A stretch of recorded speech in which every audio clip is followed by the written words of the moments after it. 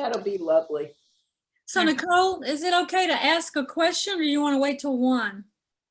You can ask a question. Okay, it's related to the previous talk on hope not being. I don't have COVID, by the way, but I do have a cough. On hope not only being about the hereafter. Yeah. And so what I was thinking is, does that pertain in the same way you're thinking, or maybe in a different way for? I was thinking about Negro spirituals. I was thinking about the hard times that that people of color especially went through and are still going through, but how much of, especially during the era of the slaves and slavery, you know, how much you read about and see them, their hymns and their spirituality seemed so much like the only way we can survive this is because we have hope for heaven.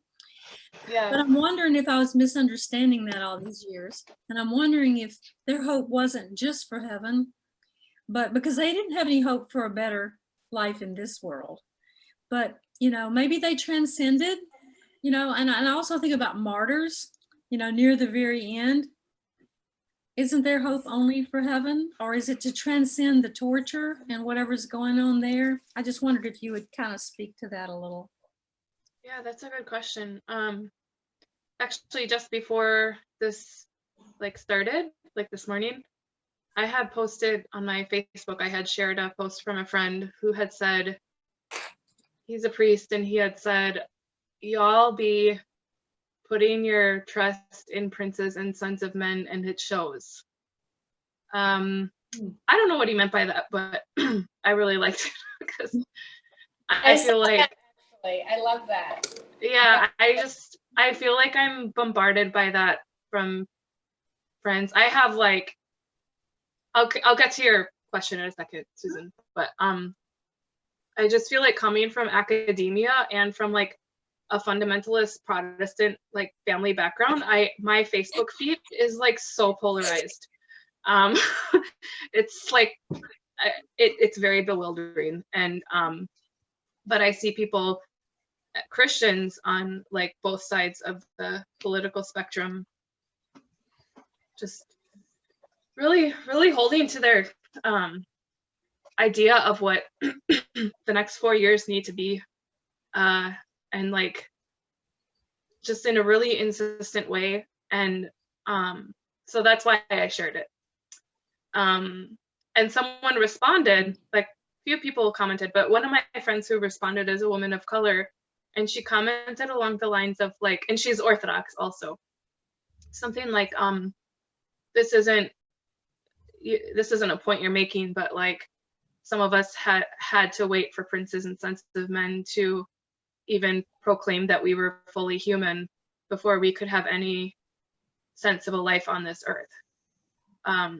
So that verse rings a little bit differently, and I wasn't sure exactly, I wanted to hear more from her about what she meant, and I just said I'll comment on this later.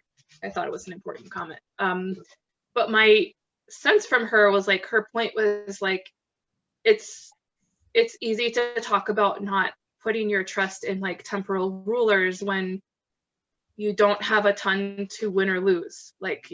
You're in a place where not much is going to change depending on the ruler anyway, temporally speaking. So, but if you were a Negro in slavery, it really did, a lot depended on how your leaders saw you as a human being, or as 3/5 of a human being, or whatever. And as far as hope, I think that has a little bit in common with your question, because in certainly among people in slavery, but also even today, whether there is still slavery, but also people who are imprisoned in human trafficking, or just extreme endemic poverty in areas of the world where social mobility is just not really a possibility because of the structures that are in place. I think that I don't know, in some ways you definitely see in like non-Western or developing areas of the world, among Christians there, that they seem to have a clearer picture of what it means to hope in the resurrection from the dead, because they don't have the kinds of earthly certainties and comforts that I think most of us have in North America. It almost crystallizes for them. But at the same time, among these populations, I don't see that as like they're putting their sort of all of their eggs in the heavenly basket, so to speak, of like all of their eggs of hope in the basket of heaven. Mm-hmm. What comes out of that is not like a denigration of life or life on earth or the way they spend their time, but a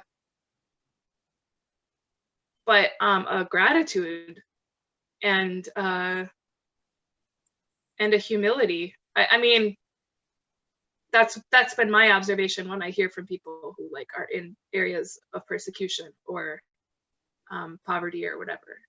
And similarly with the martyrs, yes, they were proclaiming the kingdom to come, and like their dying breath, they were proclaiming like resurrection from the dead. But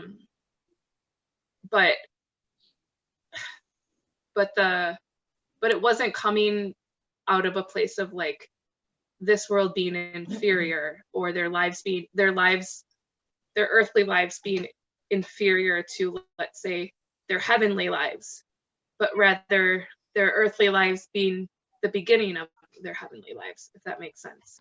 Like Saint Ignatius, I think it was Saint Ignatius. Is it Saint Ignatius or Saint Irenaeus? I get those two mixed up. But when he was being taken to be martyred, like there's that famous quote by him,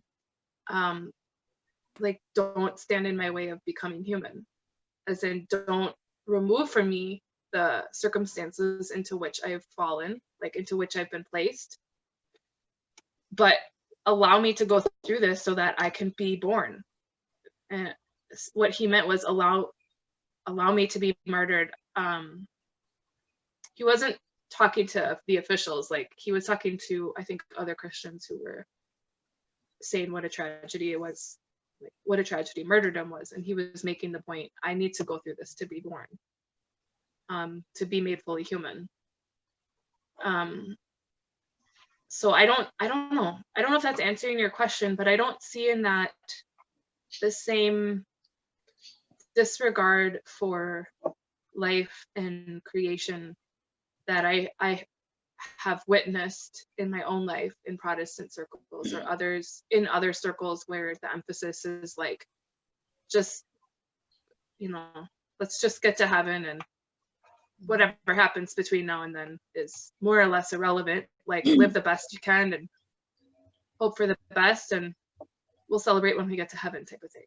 Yeah, I mean, it does help, and it kind of changes my perspective a little bit, that, maybe people who were tortured, or the slaves and the way they were treated, maybe their hope did transcend, because I've always thought they were only holding on for heaven because they were living in hell, but they weren't living in hell.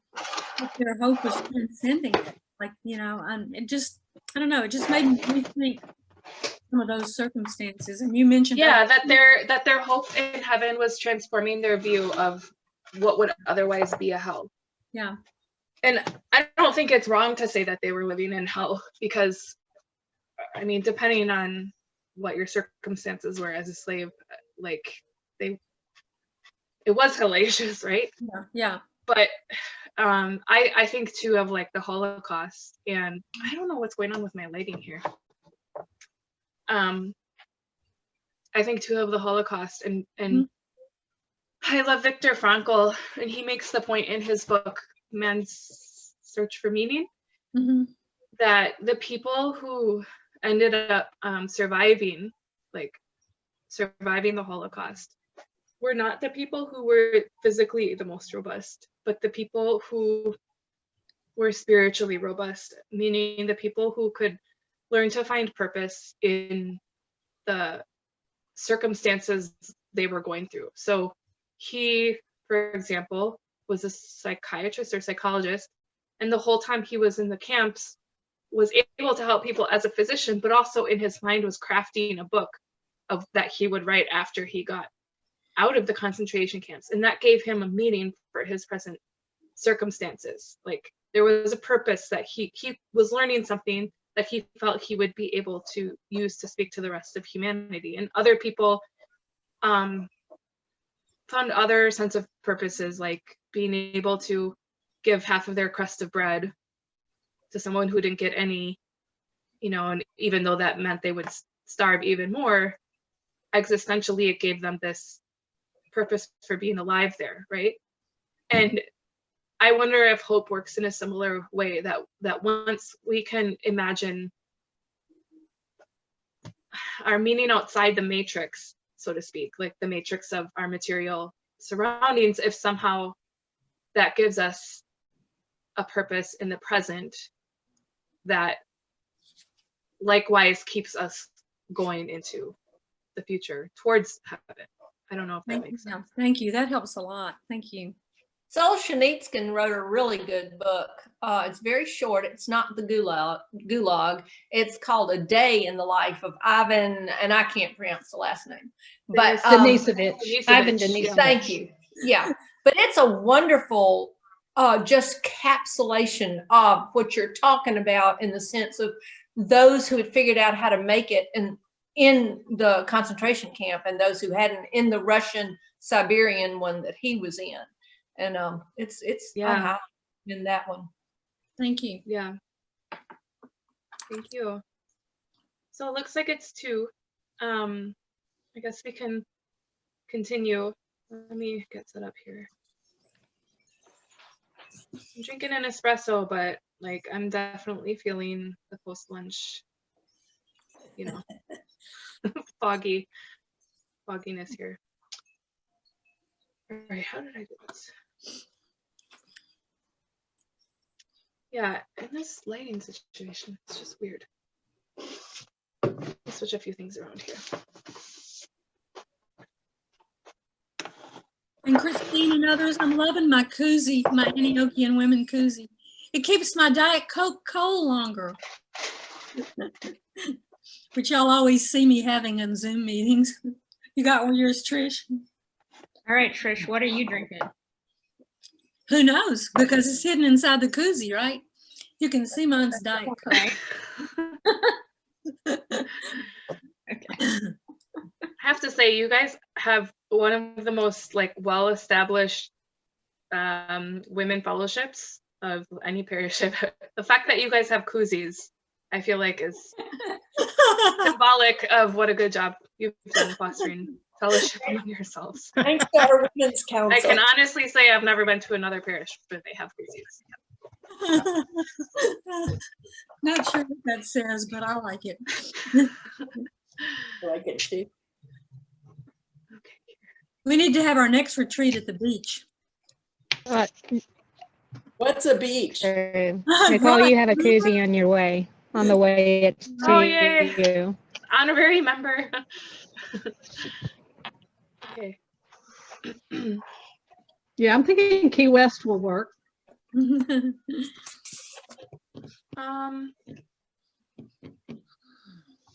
so it's still recording, it looks like. Okay. So, we left off in the last session with 3 things hope is not, and hang on here. Where's my, okay.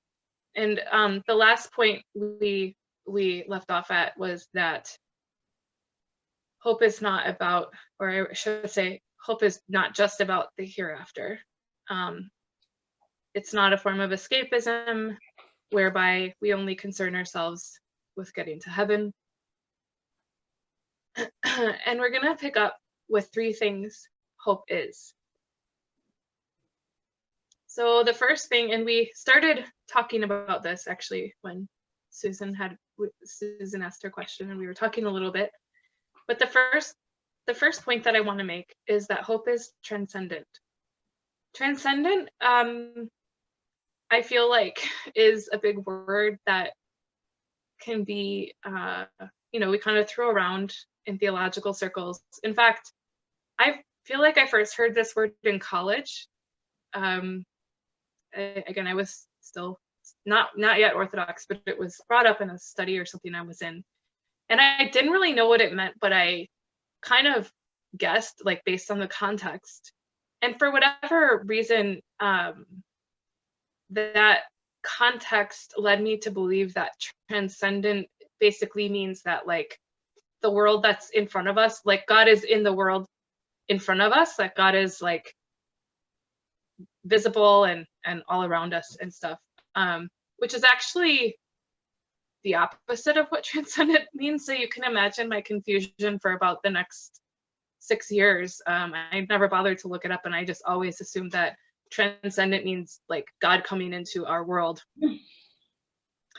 Had a lot of theological, it explains why some of my thinking was, like, backwards in my college years. But anyway, it actually means the opposite of that.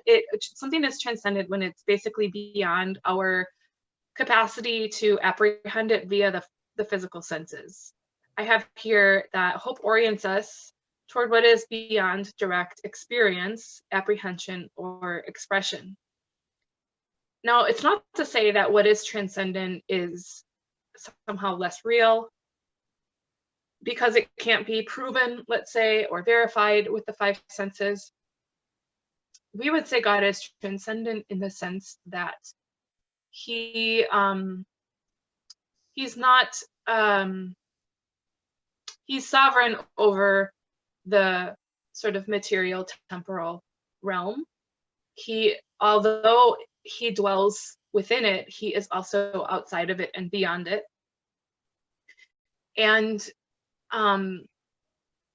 therefore, spiritual reality consists also of that which is sort of outside of or beyond our temporal experience, ability to explain, to communicate. And I'm sure you've had moments in your life where, maybe they're not worthy of like being a paranormal, like making some kind of book out of it or something, but we've all had those experiences in our lives where something happens to us and we just can't quite explain it, but we understand that it is very real. Or I don't know if you've had loved ones who have died, but often I hear this from people, and I've experienced this myself. When someone you're close to dies, there is sometimes a little bit of like back and forth that happens from beyond the grave. Maybe you feel them with you, or you're able even to get a sense of them, around you or helping you with things or something like that. I've had that, and I know many who have, and I can't prove it, but I know that experience was real, and I think is possible because there is like the world and reality extends beyond that which we can fathom or apprehend with our senses. St. Paul says in the book of Romans, this is Romans chapter 8, verses 22 through 25. This is a famous verse, but I'll read it. It says, "We know that the whole creation has been groaning in labor pains until now, and not only the creation, but we ourselves, who have the first fruits of the Spirit, groan inwardly while we wait for adoption, the redemption of our bodies. For in hope we were saved. Now hope that is seen is not hope. For who hopes for what is seen? But if we hope for what we do not see, we wait for it with patience." I'm going to just read the last few sentences again. For in hope we were saved. Now hope that is seen is not hope.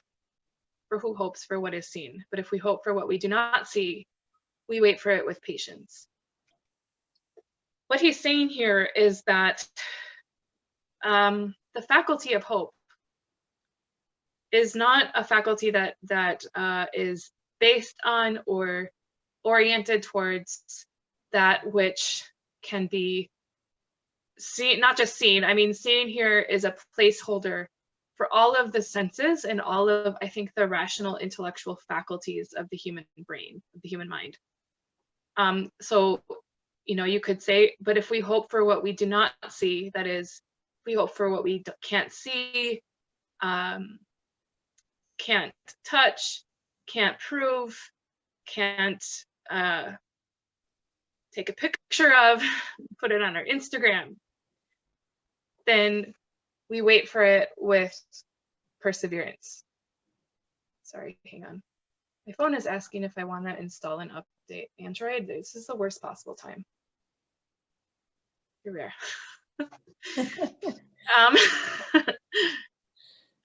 So I think that that's tricky because we live in a very materialistic culture. And by materialistic, I do not just mean consumer culture, although that is part of it.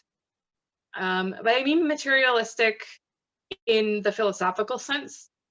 Namely, we live in a culture that that presupposes reality consists strictly of the immanent sphere, that sphere that is in front of us and can be seen, tasted, touched, smelled, proven or disproven with the scientific method. And even as Christians, we are still embedded in that culture, and that is still sort of a mode of perception and understanding that we I think is more or less our default, and we in our spiritual life are working to kind of not go against that, but more so contextualize that materialistic way of understanding the world within the bigger picture of all that reality consists of. It's not that the material world is untrue.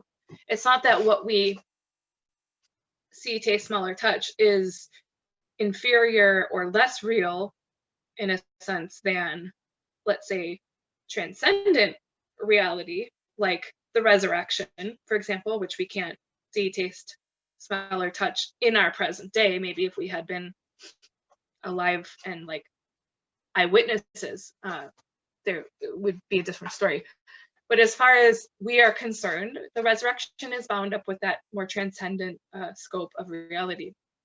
And the material reality is a part of that, but it's not, quote unquote, the most important part. It's not, it's not the superior or most trustworthy part. It's just a part of this larger scope of reality that that also is sort of situated within the transcendent sphere. So we live in a materialistic culture, and our culture trains us to hope in what is seen, because that's the safest thing to hope in. It's safe. It's safe because just emotionally safe. If you're more likely to not be disappointed if you're hoping for something like a job promotion that already seems more or less certain anyways. Your boss has already dropped hints that you're going to be promoted, so you hope in that, and then it comes to pass. Like if that's the extent of our hope, we are hoping in what is seen, and it's safe. We won't be disappointed. We won't look like idiots if we express hope in something that in all likelihood has no possibility of coming true. Like maybe we have family members who are chronically ill or have ongoing mental illness, or maybe we ourselves have ongoing mental illness. Things like that those kind of long haul human experiential trials that there's no easy answer for, and probably won't just magically get better. They may be kind of the thorn in our sides for our whole life. But to kind of be holding out hope for those kinds of things, that's where you get into it, sometimes it being a little socially awkward. I talk in my book about infertility about the prayerological clock, which is like the spiritual equivalent of the biological clock. This goes for not just infertility, but really any kind of long haul struggle that I was referring to. But when you are having trouble getting pregnant, like the first year, everyone's like, oh, like I'm gonna be praying for you and a miracle is gonna happen and you're gonna get pregnant. And then like 1 year goes by, 2 years goes by, people are like, yeah, we're still praying, like keep praying, you just gotta keep praying, it's gonna happen. And somewhere like around the 2 or 3 or 4 year mark, people stop saying like keep praying and instead start saying things like, you know, sometimes you just have to accept God's will. And like it starts becoming like socially awkward to keep putting yourself out there, praying for something that, you know, is only really supposed to have a year or two long shelf life on the prayer list. And at a certain point, you're supposed to just kind of accept and move on and all of that. I feel like, you know, the transcendent aspect of hope calls us to continue hoping long after it seems socially acceptable or rational to do so. And I'm not even talking about specific earthly challenges like infertility or chronic illness. I do think it's okay to keep praying for things like that, like, but I'm also saying like we continue to pray because our prayers are rooted in a sort of view that understands what we're seeing and the trials that we or our loved ones or others are going through is merely part of the larger story. And so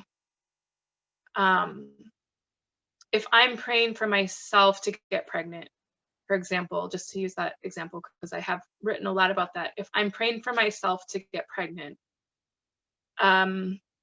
I am literally praying for myself to get pregnant, but I'm also, what I'm saying and proclaiming in that prayer is that I believe I am allowed to come to God with that hope. And I believe that I'm allowed to have that hope however things work out. And I believe that He hears my prayer however things work out. And I don't know the future, but I'm allowed to have that hope. And in expressing that hope, in expressing that prayer, I believe He will keep the story going. Whether the next scene is getting pregnant, whether the next scene is something else that I don't know or wouldn't have been able to imagine. And the next scene may be an easy and joyful scene, or the next scene may be like painful in a different way I haven't yet experienced on this earth. Who knows? But we pray and hope, even if we're praying for like a tangible sort of thing that's squarely rooted in the immanent sphere, there is or should be like an aspect of that prayer that is also mindful of the bigger picture and the bigger ways that God works in our lives beyond just answering yes or no, or baby or no baby, or healed or not healed. We know even that's in sickness, God is present. And in times of sickness, we somehow know God more clearly in those times than at other times. And who's to say sometimes that's not a way of responding to our prayer. So that is the transcendent concept of hope. And the next thing that hope is hope is relational. I think that when we sort of have when we sort of use the word hope in like everyday parlance, it's often a very individualistic thing. Again, the promotion example, hoping for a promotion that's probably was sort of more or less expected anyways. We express hopes for things that are often self-referential and often more about sort of us as individuals, what we feel that we're entitled to, what we sort of expect for our lives. And in reality, when you read about hope, and when you read through scripture, whether Old Testament or New Testament, and you sort of kind of read scripture through the lens of hope, the picture you get of hope is a very relational faculty. Hope is always, like, when you find language constructions in many languages, there's almost always prepositions involved when you use the word hope. Whether you're using the word hope as a noun, as an adjective, as a verb, you're always hoping in something, or hoping for something, or having hope in something, or what have you. And prepositions as a part of speech have a lot of functions, but one of their main functions is to express temporal or spatial or other relationships between one or more items. So when I am saying I hope for something, there is automatically a relationship between me, the person who's hoping, and the thing that I hope for. And hope is the glue that's holding these two items together. And it gets even more relational when we say things like, I hope in God for my salvation. I am now uniting myself to God. I hope in God. Hope is the thing that is drawing me upward and toward God. For my salvation, now I am in relationship with salvation. I am tied to my salvation through hope and through God. So we sort of become, place ourselves in constellation with other items that we are related to in hope.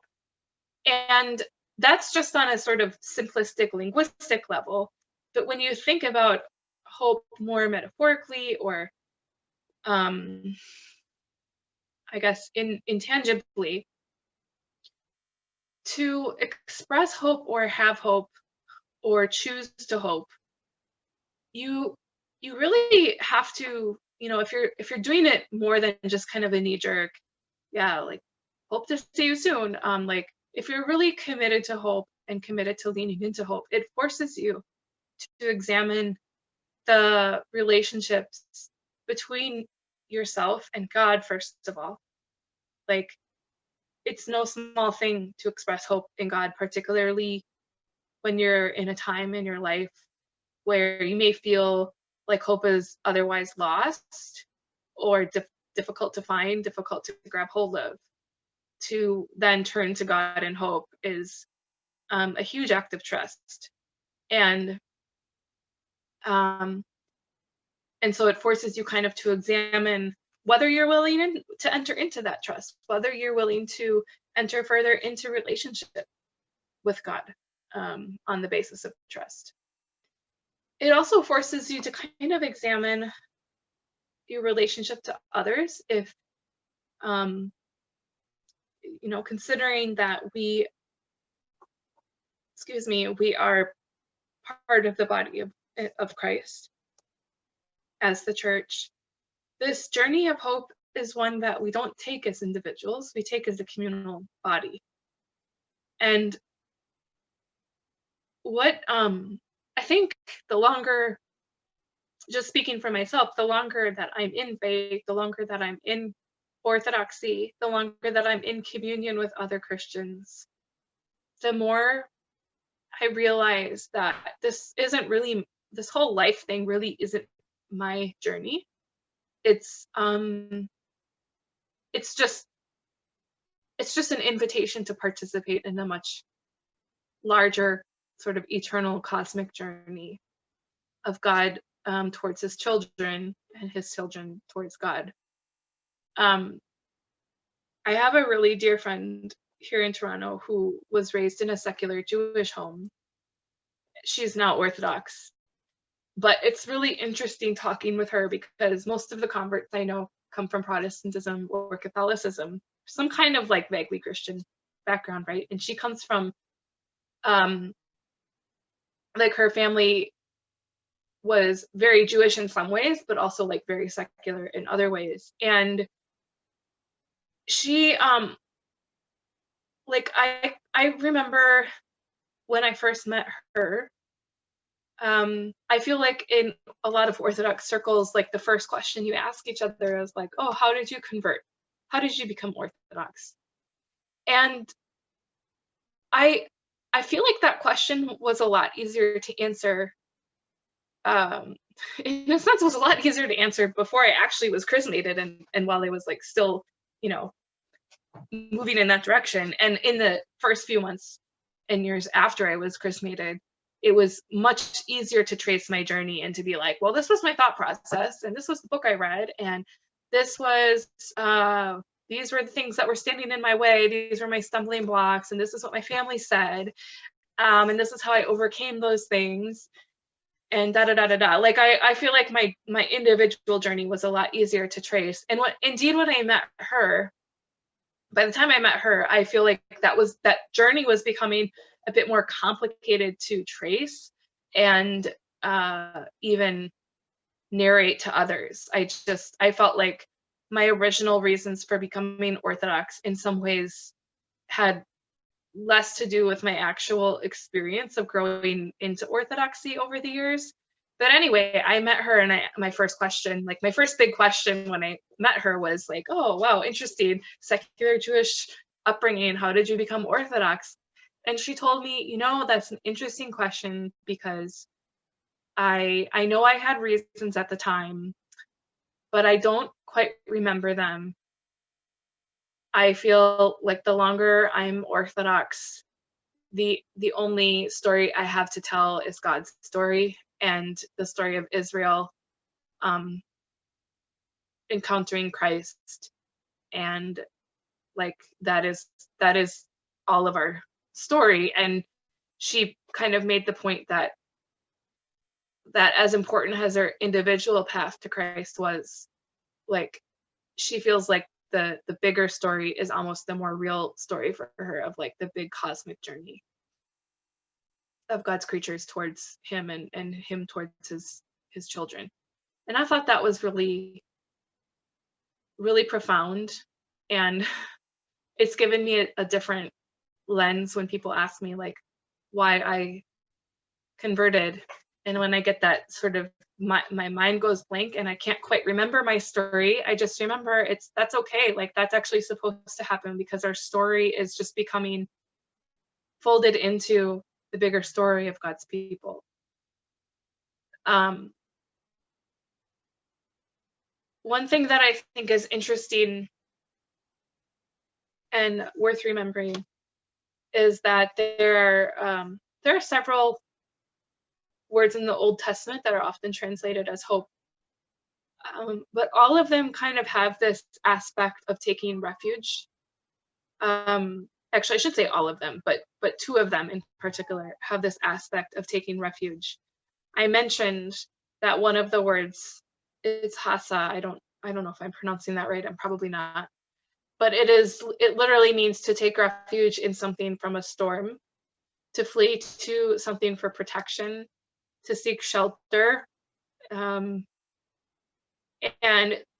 in some translations in English, this will be translated as hope, like I put my hope in you, but in some places or some translations, it is translated literally, and that's why we get lines like Psalm 118:8, that's the numbering in the New Revised Standard Version. It's not the Septuagint numbering, I don't think. But Psalm 118:8 says, "It's better to take refuge in the Lord than to put confidence in mortals."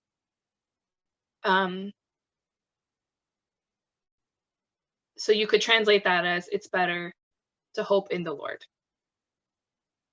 And I just think that that's such an amazing picture, to think of hope as fleeing to the Lord for shelter, fleeing to the Lord for refuge. It's a beautiful picture, and something I think we need to hold consciously in our minds so that we don't fall into the trap of thinking about hope or envisioning hope as this kind of passive mentality, like this passive knee-jerk thing, like good mood or something. We talked a long time in the previous session about how hope isn't optimism.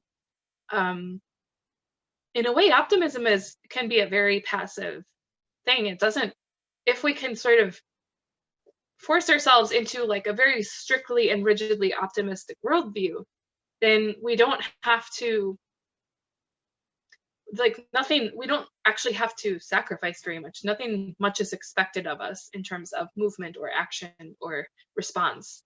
And I love this picture of hope being like a mode of taking refuge in God, because it just communicates the fact that hope really is a response to a call that has already been made to us, an invitation that has already been given to us.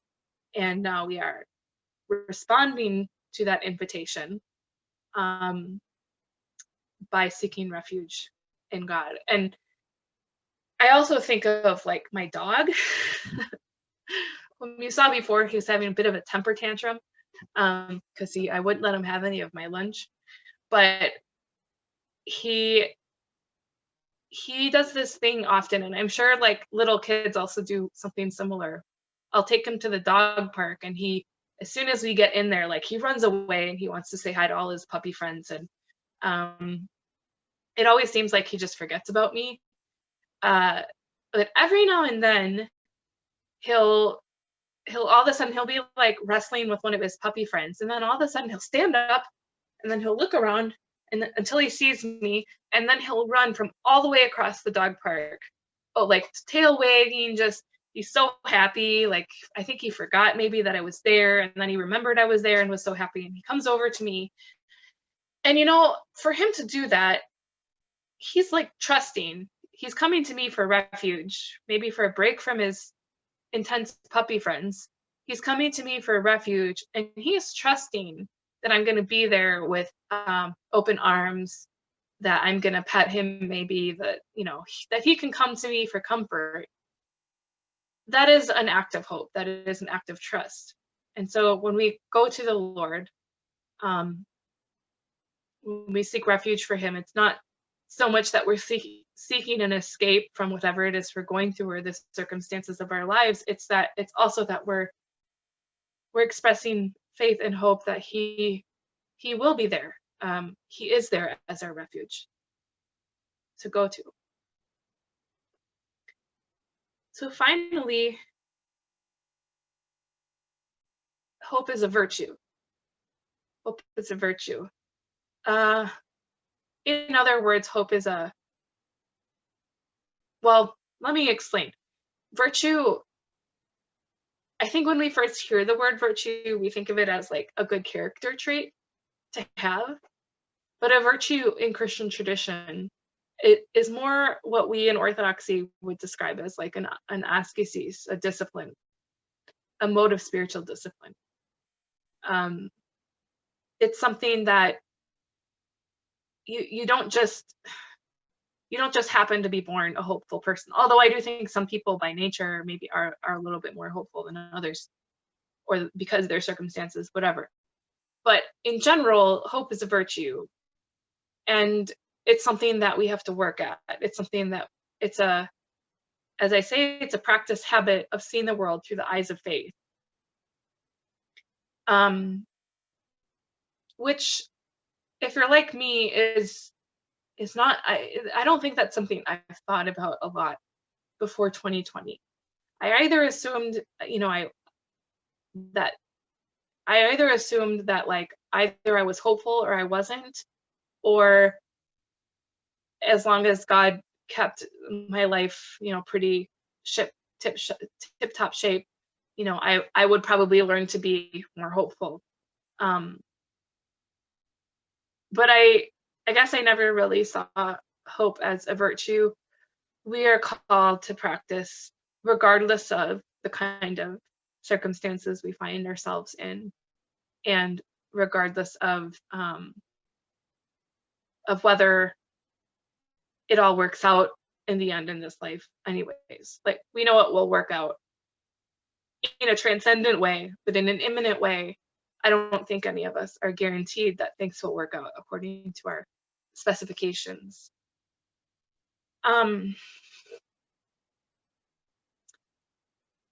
think that it's difficult to practice hope as a virtue, because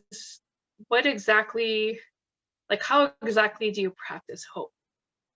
How exactly do you practice hope? And that's a question I'm still trying to answer for myself. My plan was, I've been thinking about hope and trying to write about hope for like months now, and I have yet to kind of come across an exercise that feels sort of satisfying as a way to like strengthen hope within me. But what I do know is that the more I place myself in connection with Christ, the more he transforms the way that I view the world around me. Not just, including this temporal world and like the present, but also my sense of possibility for the earthly future and the eternal future. There's a verse in the New Testament that I mentioned before about, for it is by, did I talk already about it's by faith that we see, not by sight? Have I mentioned that? Did I talk about that yet?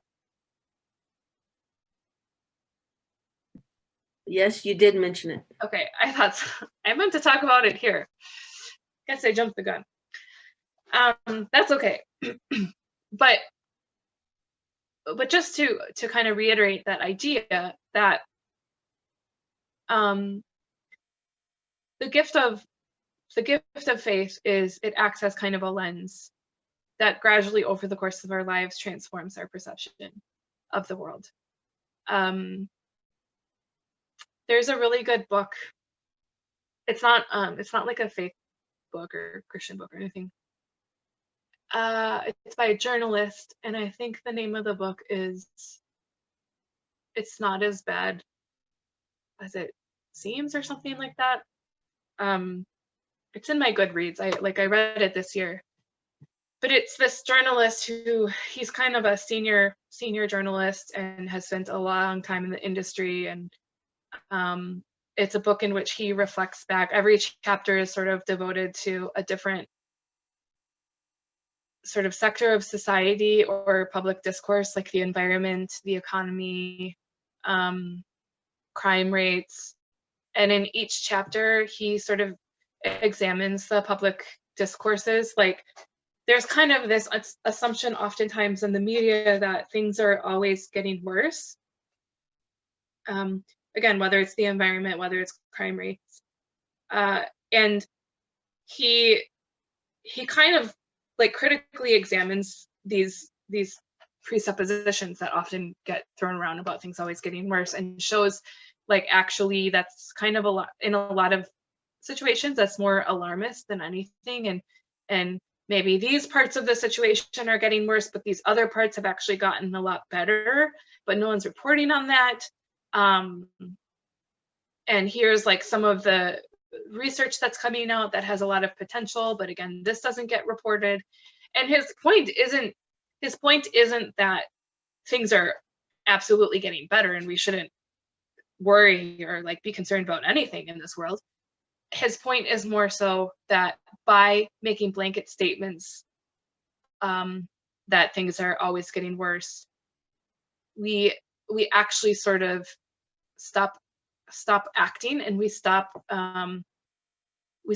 develop this, as I said before, a confirmation bias of pessimism, and lose the ability to actually think in a balanced way about potential solutions and respond to situations in constructive ways.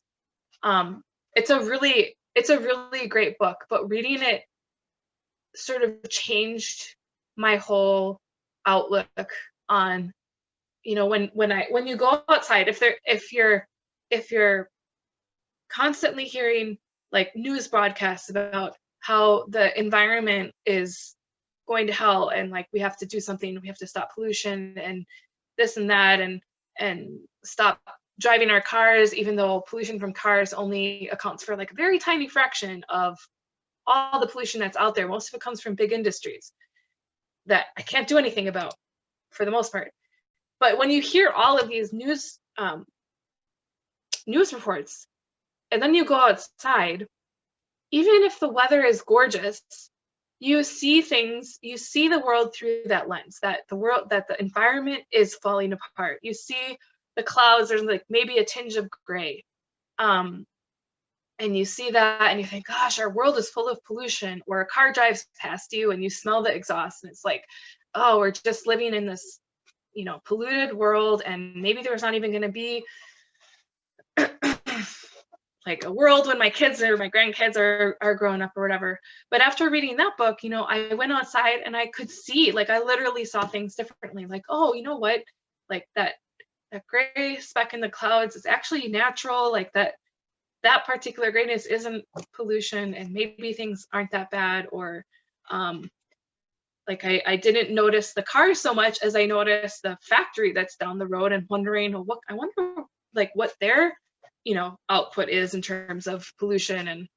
And so I just saw things differently. And my point is, hope is very very much like that. When we begin to draw near to faith, which I think is a lifelong process, it starts to change our view of reality, and we find ourselves in a situation that previously seemed like there was no way out, no way to change things, but suddenly you see the room for new possibilities, new creativity. I also read a book when I was doing my doctoral exams about the history of science and technology. It was about the role of imagination in the history of science and technology. And the author was specifically trying to sort of answer why it is that you have some people who live in a world where there are no airplanes, and then suddenly like they're able to envision something that just, like an airplane that didn't exist before, that just is wholly new.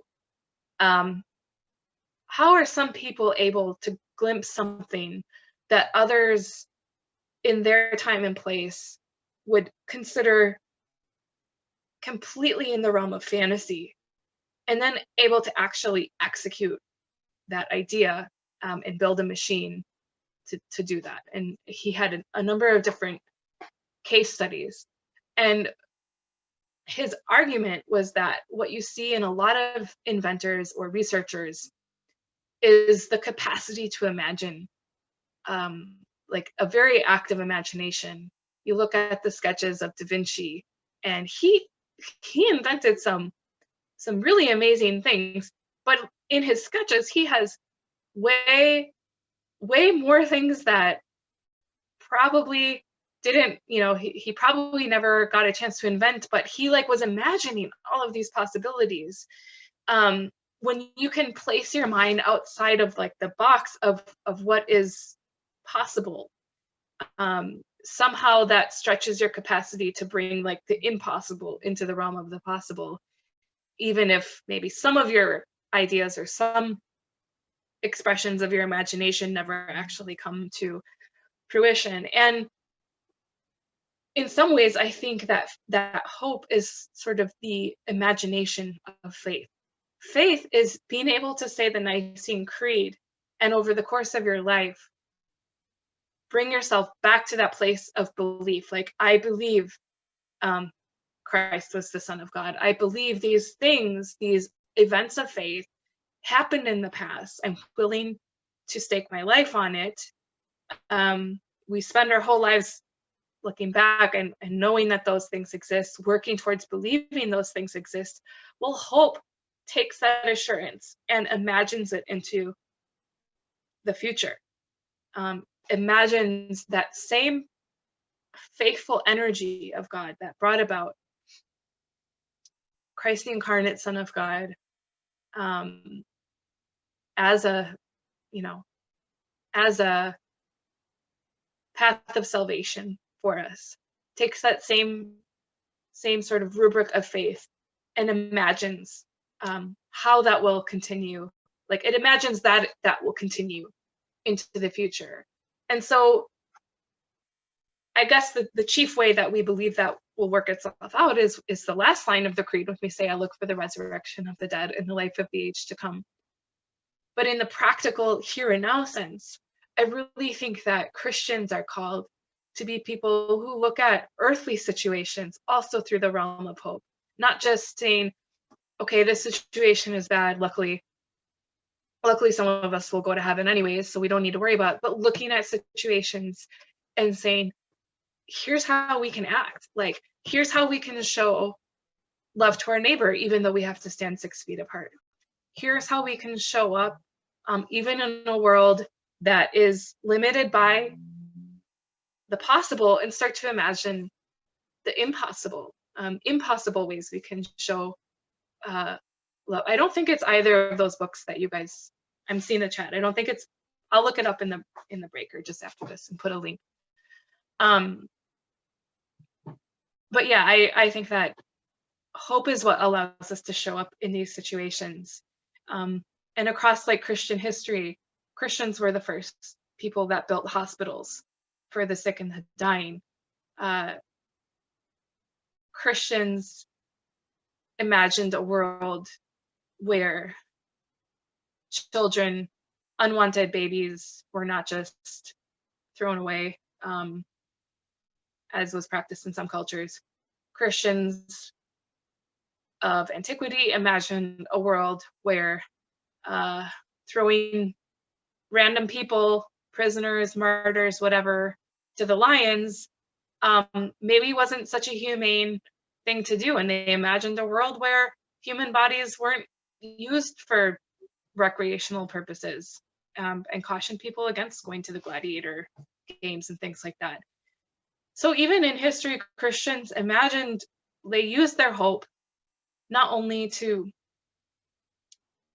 kill time until eternity, but to sort of practice hope in the present by bringing about change and seeing the possibility for a different kind of world that they could live in. I want to close with a few quotes, and one of them is this verse: suffering produces endurance, and endurance produces character, and character produces hope. And hope does not disappoint us, because God's love has been poured into our hearts through the Holy Spirit that has been given to us. I said before that I haven't really come up with any practical exercise to put hope into practice, except one thing I have done is I've used this verse as like a point of meditation on my own life, because again, I think that faith and hope together really ask us to begin seeing our lives and continue seeing our lives differently and through the lens of faith, rather than despair. And one thing I've I've done is I've used this verse as a meditation point and asked myself to think of a time when, like a time of suffering in my own experience, that has produced endurance. Not to brag to others, like as like, oh yeah, here's a time I endured, but just for my own self-knowledge, a time when there was suffering and yet God allowed that suffering to produce some kind of endurance, some example when I was able to stay in a situation or endure beyond what was comfortable for me, beyond what maybe I would have originally wanted. And a time when that same endurance produced some kind of strength of character in me. And again, maybe it wasn't anything that would have been apparent to others, let's say, but I knew within myself that something had changed for the better.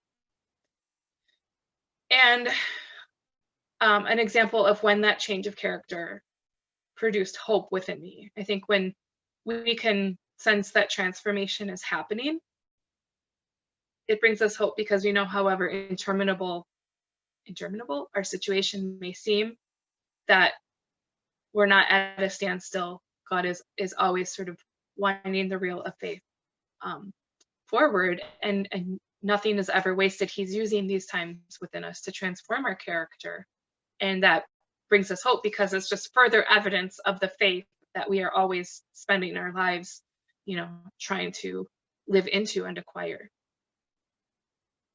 So that's something that perhaps on your own you could journal about.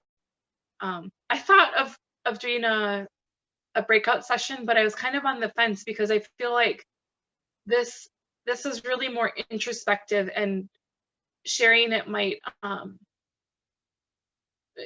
kind of almost detract from some of these things, because they're very interior and almost like mysterious, and we may feel we need to like sort of prove like, well, I developed this particular strong character trait, and then you're worried that the other person might be like, well, you're not a patient person, how can you say that you develop patience? Anyways, I was on the fence, and I think it's just better maybe to throw that idea out there as like something you could journal about at a later time on your own.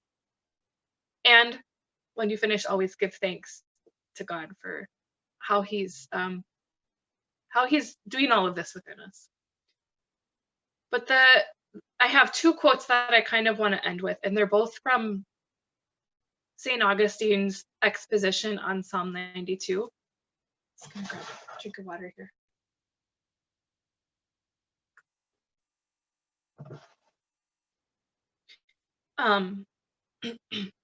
This first quote is a bit more for those really tough times in life. The next verse is, I guess it's a verse that can be, definitely also serves a purpose in the difficult times, but it's also a verse you can return to when things are going really well, and which is a time, I don't know about you, it's like harder, in some ways harder to have faith and turn to Christ in the good times than in the bad times, because I don't need Christ as much in the good times, right? Okay, so this first quote reads, "Do you wish to cross this depth?" The depth he's talking about, just to place this in context, he's talking about how the thoughts of God are deeper than our thoughts, and sometimes the wicked flourish while the righteous don't, and we don't know the why. We don't always know the whys, but God's ways are higher than ours or deeper than ours. And so he's asking, do you wish to cross this depth? Remove not from the wood of Christ's cross, you shall not sink. Hold yourself fast to Christ. What do I mean by this? It was for this reason that he chose to suffer on earth himself. Why did he choose to suffer all these things but that he might console the suffering? He could have raised his flesh at the last day, but then you would not have had grounds for hope, since you had not seen him. He did not defer his resurrection, that you might not still be in doubt. Suffer then tribulation in the world with the same end as that which you have observed in Christ. And let not those who do evil and flourish in this life move you. So essentially what he's saying here,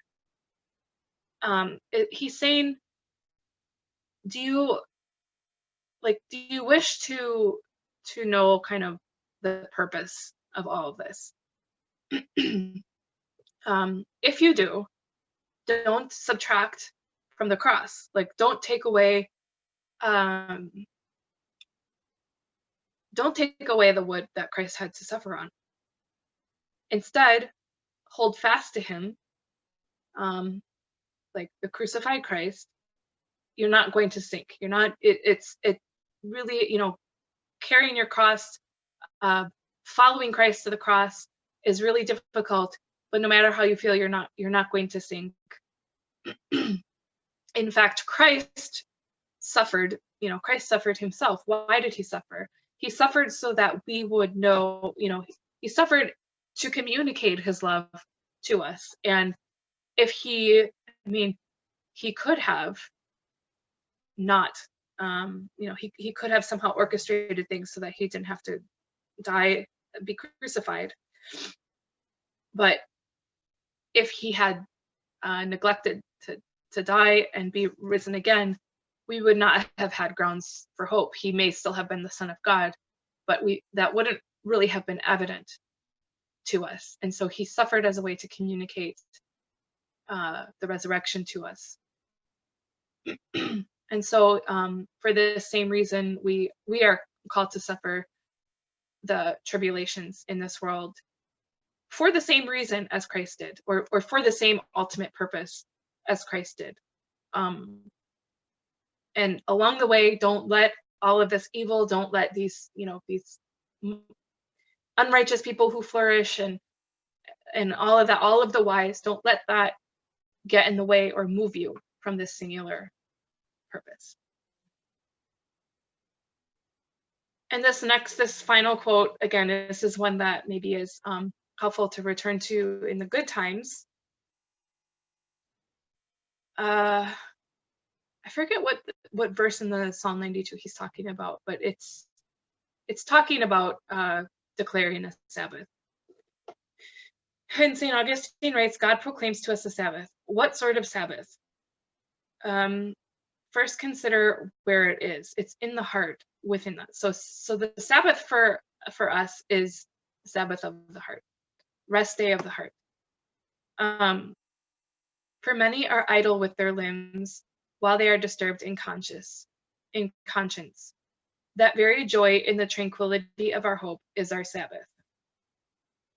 I just love that line, how resting, like there's this sense that when we can rest in the tranquility of hope, like that's kind of our Sabbath as Christians. And I think that when when we are in a time where hope is clearer, when hope is a virtue that is, for whatever reason, coming more easily to that, instead of sort of taking a break from hope or taking a break from our need for Christ, we can look around and recognize the tranquility that hope brings within us and recognize it as a gift of rest and a gift of communion with Christ. So that's about all I have. We have a few minutes and I think we have a 15-minute break. Happy to take questions or comments. I realized I was talking for a long time for both sessions. So yeah, if people need to take a break, you can go take a break. If you want to stick around and talk, I'm here too. And then Susan's going to take over in 15 minutes to help us debrief with some writing.